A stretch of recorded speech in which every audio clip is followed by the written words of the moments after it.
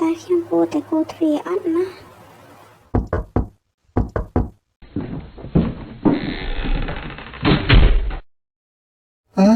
លោកទេ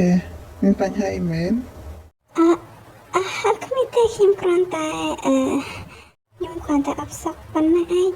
ពិតឬញ៉ាំក៏អបសក់តែមកចូលគួយលេងសិនហើយថាម៉េចលោកមិនប្រកាន់ទេឬអរគុណហើយចឹងសុំទោសផងថ្ងៃមុនដែលដើរទៅសំណុតលោកអញ្ចឹង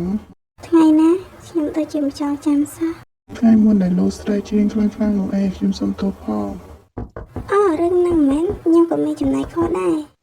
ជីថ្ងៃនេះក៏ចំណែកមែនតែខំពុតវាប៉ុណ្ណឹងហើយមិនបាច់ទ្វារសោះហើយមកតាំងពីស្មានណាហ្នឹងមិនប្រាប់បងសោះអញ្ចឹងសុំណែនាំស្គាល់បន្តិចណានេះគឺជាបងស្រីរបស់ខ្ញុំឈ្មោះជាបងស្រីខ្ញុំយល់ហើយខ្ញុំមិនខានអ្នកទាំងពីរណា